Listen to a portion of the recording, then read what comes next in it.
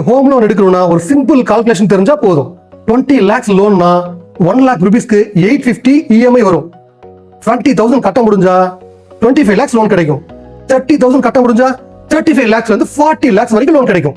ரொம்ப முக்கியமான ரூல், உங்க மந்த்லி சேலரியில 50% மேல EMI போகவே கூடாது. பல பேர் என்ன பண்றாங்க தெரியுமா, லோன் கிடைச்சா போதும்னு கிடைச்ச வரைக்கும் வாங்கிக்கிறாங்க. EMI பிளான் இல்லனா உங்க ட்ரீம் வீடு பர்டனா மாறிடும்.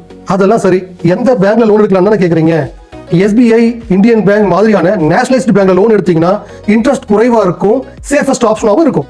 HDFC, ICICI மாதிரியான பிரைவேட் பேங்க்ஸ்ல அப்ரூவல் சீக்கிரமா கிடைச்சிரும், ஆனா இன்ட்ரெஸ்ட் கொஞ்சம் அதிகமா இருக்கும். ஆனா நான் பேங்கிங் பினான்சியல் கம்பெனிஸ்ல சிபில் சேலரி குறைவா இருந்தாலும் லோன் கிடைக்கும், ஆனா இன்ட்ரெஸ்ட் கொஞ்சம் அதிகமா தான் இருக்கும். பெஸ்ட் பேங்க்னு ஒண்ணு கிடையவே கிடையாதுங்க. உங்க சேலரி சிபில் ரெக்கமெண்டுக்கு எது செட் ஆகுதோ அந்த பேங்க் தான் பெஸ்ட். நீங்க ஹோம் லோன் போற மாதிரி இருந்ததுன்னா personal loan, bike loan, car loan இதெல்லாம் சீக்கிரமா முடிச்சுக்கோங்க. இல்லனா அடிஷனல் பர்டனா மாறிடும். நீங்க 20 years லோன் போனீங்கன்னா வருஷத்துக்கு ஒரு டைம் பார்ட் பேமெண்ட் பண்ணீங்கன்னா 12 to 13 yearsல உங்க லோன் சீக்கிரமா முடியறதுக்கான வாய்ப்பு அதிகமா இருக்கு. நம்ம ஒசூர்ல வீடு மற்றும் லோன் கைடன்ஸ் வேணும்னா நம்ம ஒசூர் ப்ராப்பர்ட்டிஸ் TN யூடியூப் சேனலை சப்ஸ்கிரைப் பண்ணிக்கோங்க.